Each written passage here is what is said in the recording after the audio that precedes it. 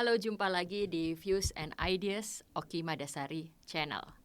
Kali ini saya akan mengajak teman-teman semua untuk menanggapi video dari Wakil Presiden Gibran Raka Buming Raka.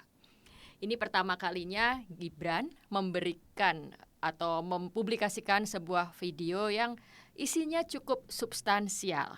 Karena itu saya pun mendedikasikan waktu untuk memberikan tanggapan secara substansial. Ketika Gibran berbicara tentang potensi bonus demografi yang bisa menjadi modal pembangunan, ada hal penting yang luput disampaikan Gibran, bahwa untuk bisa menjadikan bonus demografi menjadi modal pembangunan menuju kemakmuran, dibutuhkan perbaikan demokrasi, dibutuhkan perbaikan institusi demokrasi, dan dibutuhkan untuk membangun institusi-institusi ekonomi yang inklusif. Kesimpulan ini itu bisa saya dapat dari dua sumber. Yang pertama adalah dari penelitian saya sendiri. Jadi penelitian doktoral saya yang judulnya The Creation of Imposter Nation itu meng-highlight bagaimana jika Indonesia ingin menjadi negara yang inovatif, maju, dengan anak-anak muda yang kreatif, menghasilkan produk-produk yang bisa membawa kontribusi pada perekonomian, maka lebih dulu harus dipastikan ada sistem demokrasi yang memberikan jaminan pada kebebasan berpikir, kebebasan untuk berbicara, kebebasan berkarya, kebebasan untuk bersuara. Ketika masih ada pemberangusan, represi, sensor, lalu kita mengharapkan adanya kreativitas, adanya inovasi, apalagi adanya kesempatan untuk bonus demografi berubah menjadi sebuah potensi ekonomi, maka itu omong kosong belaka, omon-omon. Nah, ini diperkuat dengan buku Why the Nations Fail, karya dua peraih Nobel Ekonomi. Jadi ini buku sudah terbit tahun 2012, tapi baru tahun lalu 2024 penulisnya Acemoglu, jadi Daron Acemoglu dan James A. Robinson itu mendapatkan Nobel Ekonomi. Nah, premis utama dalam buku ini adalah tanpa perhatian terhadap reformasi institusional dan penciptaan institusi inklusif dan memperbaiki demokrasi, memperbaiki institusi demokrasi, maka tidak mungkin sebuah bangsa, sebuah negara bisa mencapai kemakmuran. Jadi di sini pertanyaan besar terhadap Gibran, bagaimana mungkin kita bisa mengubah bonus demografi itu menjadi sebuah potensi ekonomi jika sekarang kita masih berhadapan dengan kerusakan institusi-institusi demokrasi yang perusaknya salah satunya adalah bapaknya sendiri gitu. Jadi ini menjadi PR besar bagi Gibran sebagai seorang wakil presiden. Bisakah dia memperbaiki demokrasi hari ini dan memperbaiki kebusukan-kebusukan institusi demokrasi sehingga nantinya dari situ akan lahir institusi ekonomi yang inklusif. Nah, ini kuncinya. Jadi ketika kita bicara tentang kemakmuran, prosperity, itu kuncinya ada pada institusi ekonomi yang inklusif, yaitu institusi yang memberikan jaminan akses pada setiap warga negara, institusi yang berbasis pada keadilan, institusi yang memberikan jaminan pada setiap orang siapapun itu. Jadi juga jangan bicara tentang institusi inklusif jika sistem kita, institusi kita masih memberikan keistimewaan pada seseorang hanya karena dia adalah anaknya pejabat tertentu, anaknya presiden terdahulu lalu bisa menjadi wakil presiden. Nah, jadi kesamaan rataan ini, inclusivity ini menjadi kunci. Dari dua sumber ini, setidaknya dari riset saya sendiri dan kemudian dari Why Nation Fail dari Daron Acemoglu dan James Robinson, saya mencatat ada 8 setidaknya tanggapan saya terhadap video Gibran Raka Buming itu. Ini saya catat ini, Mas Gibran. Jadi kalau Gibran baca di teleprompter, saya baca catatan saya nih. Jadi yang pertama, bonus demografi tanpa institusi inklusif beresiko menjadi beban. Jadi sebelum kita meloncat pada potensi yang bisa kita dapatkan, kita harus lebih dulu menjamin adanya institusi inklusif itu.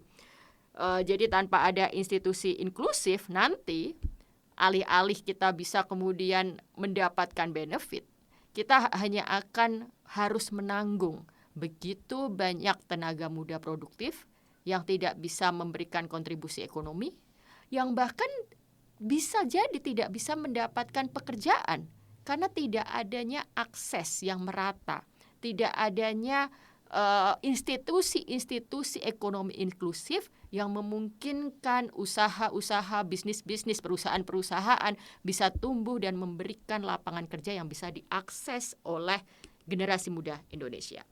Lalu yang kedua, kurangnya penekanan pada reformasi institusional dan perbaikan demokrasi dan institusinya yang telah dirusak oleh Jokowi.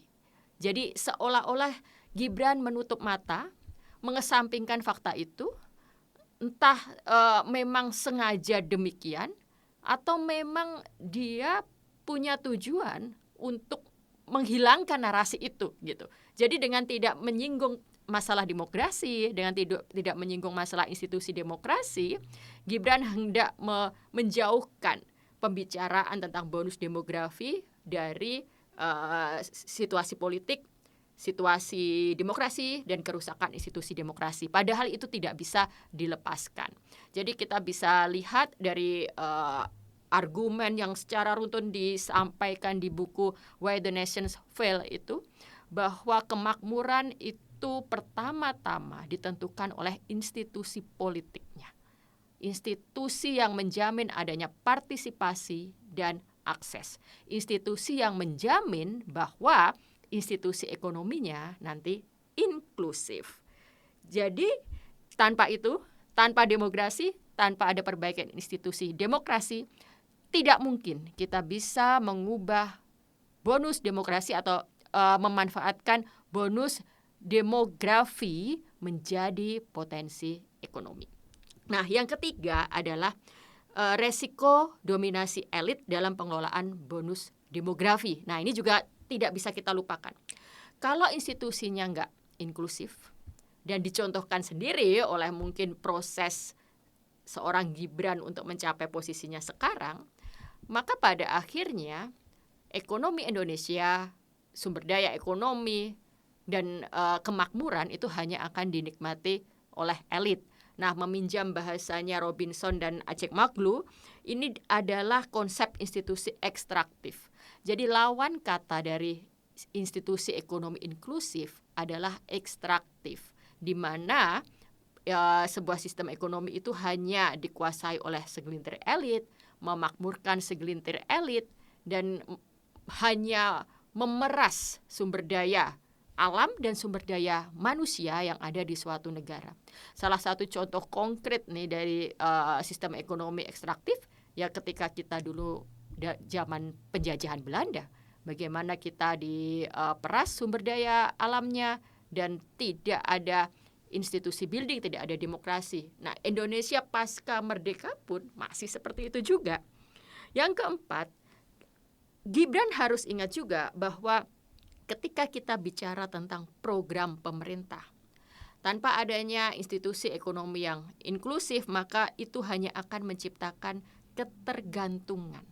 Alih-alih itu memberdayakan warga, alih-alih itu memberdayakan generasi muda kita, itu akan menciptakan ketergantungan. Jadi ketika sebuah program pemerintah dirancang, disusun, dan tidak ada inclusivity di dalamnya, maka tidak ada partisipasi, tidak ada suara publik yang dilibatkan, tidak ada kepentingan publik yang diperhitungkan. Jadi itu semua hanya semata-mata program top down, hanya berdasarkan sudut pandang pemerintah bahwa ini harus dibuat seperti ini, hanya dibuat seperti ini. Akibat jangka panjangnya adalah ketergantungan. Kita bisa sebut saja misalnya makan bergizi gratis, atau ini program yang sedang dirancang koperasi desa yang akan dibuat di setiap desa dengan menghabiskan biaya yang fantastis, yang lagi-lagi itu hanya top down, bukan berdasarkan aspirasi dari bawah. Nah, berikutnya penyampaian Gibran, pidato Gibran itu mengabaikan pentingnya pluralisme politik. Pluralisme politik adalah suatu kondisi di mana adanya perbedaan pendapat, adanya kritik, adanya oposisi, adanya check and balances. Jadi sebuah sistem tanpa adanya check and balances, tanpa adanya kesempatan yang memungkinkan warga negara untuk mengontrol politisi, untuk mengontrol pejabat, tidak akan pernah bisa mengantarkan bangsa ini pada kemakmuran. Karena itulah bagian dari institusi yang inklusif itu. Lalu yang berikutnya, perbincangan penyampaian Gibran, pidato Gibran itu tentang bonus demografi tidak berupaya untuk mengelaborasi lebih dalam apa itu inovasi dan kewirausahaan. Oke, dia menyebut tentang animasi, AI, dia menyebut tentang bagaimana kita menjadi warga yang kreatif. Tapi lagi-lagi, kalau di buku When Nation Fail itu jelas diungkapkan juga. Ketika kita misalnya punya 100 orang kreatif, atau kita punya 100 orang yang memiliki pemikiran seperti Einstein, tanpa ada institusi yang bisa memungkinkan terciptanya kondisi inclusivity itu, di mana setiap orang akhirnya bisa mendapatkan akses dan bisa diberi kesempatan dalam mengeksplorasi dan mengaplikasikan apa yang dimiliki, maka itu tidak akan ada artinya. Jadi 1.000 orang yang brilian, 1.000 orang yang kreatif tanpa adanya jaminan institusi, maka itu tidak akan membawa bangsa kita kemana-mana.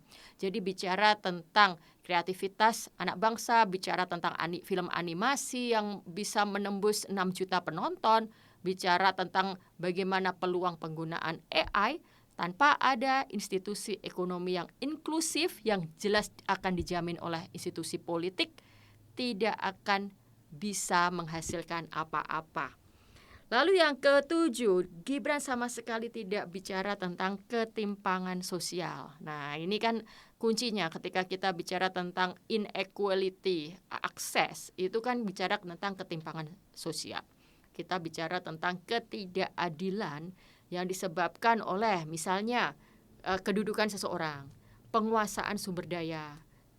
Hanya karena seseorang punya uang, dia bisa mendapat pendidikan yang bagus. Hanya karena seseorang posisinya dekat dengan kekuasaan, maka dia punya kesempatan untuk berusaha, untuk mendapat akses pendanaan dan sebagainya. Jadi ketimpangan sosial ini masih menjadi challenge, tantangan besar kita dalam memanfaatkan bonus demografi menjadi sebuah potensi. Lalu yang berikutnya yang tak kalah penting adalah Gibran masih belum memberi perhatian serius pada pentingnya pendidikan berkualitas dan akses yang merata. Padahal kalau kita belajar dari Korea Selatan, kenapa Korea Selatan bisa sampai seperti ini? Karena pemerintahnya invest terbesarnya itu pada pendidikan. Jadi itu juga ada disampaikan di buku Why the Nation Fail, perbandingan antara Korea Utara, Korea Selatan, bagaimana dalam waktu 50 tahun sudah sangat berbeda. Itu salah satu kuncinya adalah bagaimana pemerintah Korea Selatan menginvestasikan dengan serius di bidang pendidikan, membuka seluas-luasnya akses ekonomi termasuk permodalan, dan betul-betul serius untuk membangun institusi ekonomi yang inklusif. Demikian catatan dari saya untuk pidato video tentang bonus demografi Wakil Presiden Gibran Rakabuming Raka.